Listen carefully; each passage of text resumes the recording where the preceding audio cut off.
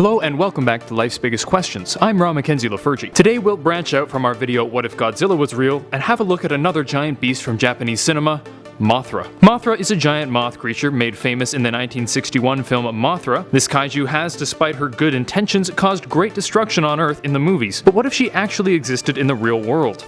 Let's explore. If you want more what if videos, check out our biggest what ifs playlist on the channel. Now get ready, it's time to ask the question, what if Mothra was real? Well, first of all, it's important to point out that Mothra is actually a benevolent creature, unlike Godzilla, who's a bit less predictable. She is on humanity's side, mostly focused on protecting her island and protecting humanity as a whole from other large threats like Godzilla. This means that as long as we avoided Infant Island and didn't attempt to blow up the planet, the moth goddess would likely leave us alone. It's possible that people would even visit the island as tourists, to visit the great Mothra and communicate with her. However, if she did decide to attack us, either because we intruded on her territory, or she believed humanity to be a threat to the planet, many believe that we would be in serious trouble. Of course, a giant moth would be rather terrifying, and if the movies are to be believed, it could be disastrous to the world. But many believe that if the moth goddess actually did exist, she would not have the same characteristics as in the movies. Michael LaBarbera, a biologist at the University of Chicago, has spent a good deal of time studying monsters like Mothra, having authored the book The Biology of B-Movie Monsters. And LaBarbera has some encouraging news about a real-life Mothra. In order to take in enough oxygen, Mothra would need a large number of tracheal tubes. This means that while her weight would still be substantial due to her incredible size, she would have incredibly low density. According to LaBarbera, Mothra would be roughly as dense as a cotton ball. Not so intimidating now. This very low density would have a few effects. For one, it would likely mean that Mothra could be dealt with very easily, since modern weaponry would be highly effective against her. Hell, even just dousing her with water could cause her to become a soggy mess on the ground.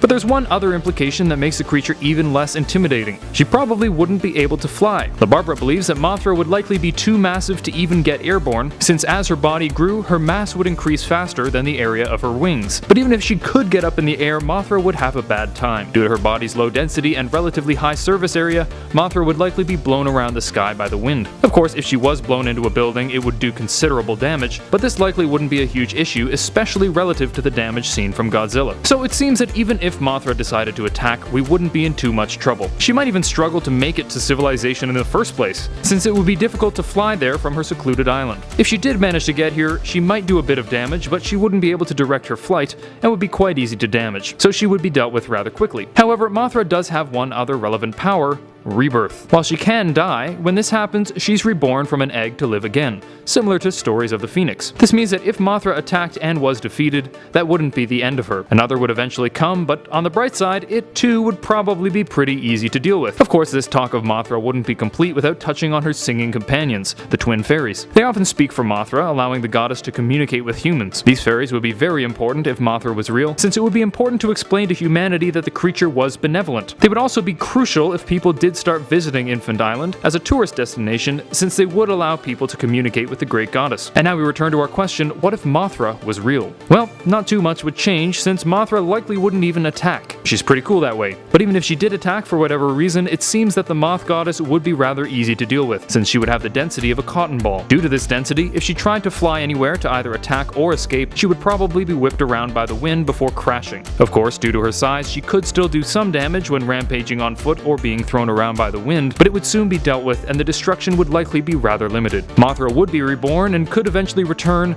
but this would just restart the long, relatively benign cycle. Personally, I'd be totally cool with Mothra existing. Sounds pretty neat. Thank you for watching Life's Biggest Questions. I hope this was interesting and informative, and maybe even inspired you to look into it further on your own. If you like this video, please thumbs up and subscribe to the channel down below. But while you're down there, let me know what you would do if Mothra was real. Until next time, I'm Ron Mackenzie Lafergie with Life's Biggest Questions, wishing you the best of luck on your quest for answers.